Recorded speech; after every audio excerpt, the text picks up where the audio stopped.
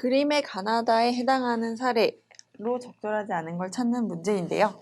어떤 갑이라는 사람의 행위가 구성요건 해당성과 위법성, 책임을 다 갖추면 범죄라는 게 되죠. 그래서 가와 나와 다라는 표시가 있는데 이거는 지금 이 단계에서 배제되는 걸 의미한대요.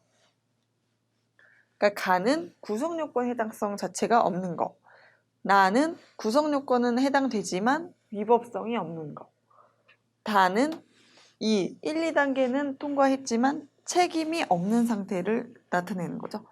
그래서 가나 다에 해당이 되면 이거는 다시 말해서 범죄가 성립되지 않는다는 거죠. 범죄가 안 된다는 거는 무죄라는 거예요.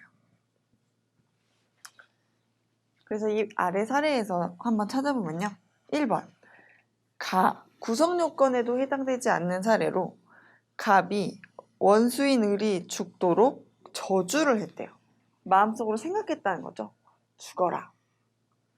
그런데 이 생각했다는 생각, 저주만으로는 어떤 범죄에 아예 구성요건부터 해당을 시킬 수가 없어요. 그래서 가에 들어가는 게 맞죠. 구성요건이라는 걸 좀 보면요. 구성요건은 우리가 어떤 게 범죄로 되려면 일단 형법에 어떤 조항에 딱 해당을 해줘야 돼요. 그 조항에 해당을 하냐, 그 조항이 원하는 그 범죄의 요소를 가지고 있느냐라는 게 구성요건이거든요. 이를테면 가장 쉬운 폭행죄를 볼게요. 폭행이란 건 남을 때리는 거죠. 폭행죄는 어떻게 돼 있냐면은 타인을 폭행하면 뭐 징역이나 벌금에 처한다 이렇게 돼 있어요. 그럼 구성요건은 뭐예요? 타인을 폭행하는 거죠. 남을 때리면 일단 이 폭행죄의 구성요건에 해당이 된다는 거예요. 이게 바로 구성요건인데 이 죽도록이라고 했으니까 살인죄가 되겠네요. 살인이라고 치면 그러면 타인을 살해한 경우가 구성요건이 되겠죠. 타인을 살해하면 뭐 사형, 무기징역 또는 5년 이상의 징역에 처한다 이렇게 돼 있잖아요. 그럼 살인죄의 구성요건은 타인을 살해하는 거예요. 죽여야지 이 구성요건이 해당이 돼요. 아니면 적어도 죽도록 내가 어떤 칼로 찔렀다거나 그런 죽기 직전까지의 행동에는 나가야 되는 거죠. 그런데 아직 저주한 것만으로는 뭘 한 게 아니라는 거예요. 그래서 이건 지금 살인죄의 구성요건에 해당하지 않는다. 이 가에 들어가는 게 맞는 거죠. 그래서 이 가는 맞아요.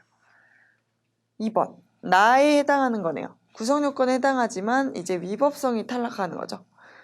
갑이 평소 삶을 비관해오던 을의 부탁을 받아 을을 살해했다. 살인죄, 타인을 살해한 거에 해당을 하죠. 구성요건에 해당을 해요. 문제가 뭐냐면 을이 자기를 죽여달라고 부탁을 했다는 거예요. 부탁을 했으면 해도 되나? 그런데 살인 같은 경우에는 부탁이 있어도 하면 안 돼요. 왜냐면 촉탁 승낙살인이라는 게 있어요.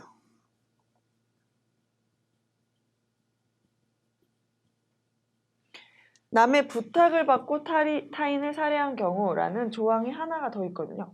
그래서 딱 여기 맞아 떨어지는 경우이기 때문에 이건 촉탁 승낙살인죄에 해당을 하고 이걸 살해했다고 해서 위법성이 없어진다거나 뭐 괜찮다거나 하는 게 아니죠. 무조건 얘는 범죄가 성립을 하는 경우예요. 범죄다. 남의 부탁을 받아도 남을 죽여서는 안 된다는 거죠. 3번 갑이 자신을 향해 돌진한 자동차를 피하려다가 다른 가게의 유리창을 파손한 경우 재물을 손괴했네요. 남의 재물을 손괴하면 재물손괴라는 죄가 되죠.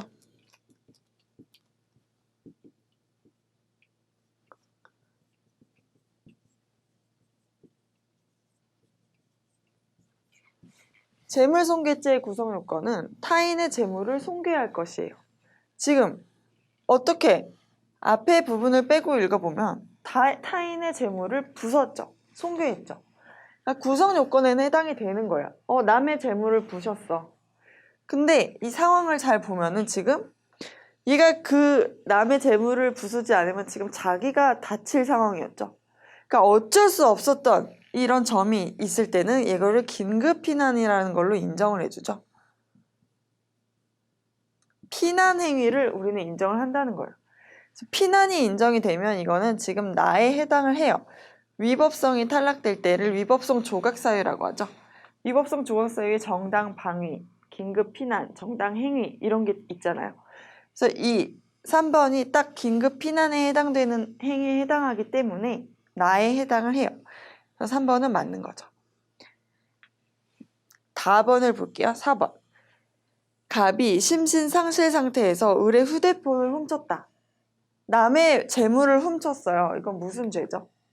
절도죄라는 죄가 되죠.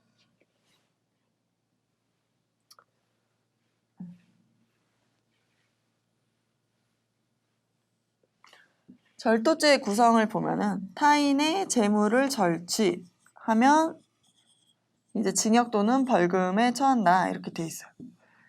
그러면 절도죄의 구성 요건은 남의 재물을 훔치면, 절취란 건 훔친다는 거죠. 남의 물건을 훔치면 구성 요건에 해당을 해요. 보면 을의 휴대폰을 훔쳤어요. 구성 요건에는 해당을 한다는 걸 알 수가 있죠. 그래서 얘는 가는 아니에요. 그래서 어떤 사유가 있는지 보면 심신상실, 뭔가 정신으로 멀쩡하지 않은 상태인 거죠. 그러면 얘는 지금 뭐 피난이라던가 정당방위라던가 위법성에 조각될 만한 사유는 없고 다만 책임에 있어서 정상적인 사람이 아니기 때문에 이때는 이거를 책임 조각사유로 인정을 해주죠. 그래서 얘는 지금 범죄가 성립되지 않고 다에 해당하는 사례가 돼요. 심신상실자 혹은 14세 미만자는 책임을 조각해주죠. 평범한 14세 이상 되는 사람들은 범죄가 성립이 돼요. 이 차이가 있는 걸 알아두시면 될 것 같아요. 그 다음에 5번. 갑이 자신의 생명에 대한 저항할 수 없는 협박을 받아 법정에서 위증했다. 앞에 걸 빼고 뒤에를 보면 법정에서 위증했다. 법정에서 거짓으로 증언했다는 거죠. 판사 앞에서 선사하고 거짓으로 증언하면 어떻게 되죠? 처벌받아요. 왜? 지금 이 사람 때문에 진실을 우리가 발견하지 못하고 이상한 결과가 나타날 수 있잖아요. 이를테면 뭐 A가 B를 때렸어요. 그걸 C가 봤어요. 근데 법정에 나와서 A 안 때렸는데요. B가 거짓말하는 건데요. C가 그렇게 막 거짓말을 해버리면 B는 자기가 맞았는데도 오히려 아무런 A에 대해서 처벌도 못하게 되는 이런 손해배상도 못 받는 그런 상황이 나올 수가 있죠. 그래서 위증죄는 되게 중요한 범죄인데 구성 요건에는 해당이 돼요. 법정에서 위증했다. 그런데 앞부분이 뭔가 사유가 있다는 거죠. 생명에 대한 저항할 수 없는 협박. 너 나한테 유리하게 증언 안 하면 너 죽여버릴 거야. 죽인다. 그럼 자기도 무섭잖아요. 이렇게 협박을 받았을 때는 이거는 책임 조각 사유로 인정을 해줘요. 아, 너도 어쩔 수 없었구나 라는 거죠. 어쩔 수 없었던 거. 그래서 긴급 피난과 그럼 차이가 뭐냐. 그냥 이 사유는 책임 조각 사유다 이렇게 외우시면 돼요. 협박받아서 법정에서 위증하면 책임 조각 사유가 된다. 그래서 다에 대한 걸로 맞죠. 그러면 적절하지 않은 걸 고르면 2번이 되겠습니다.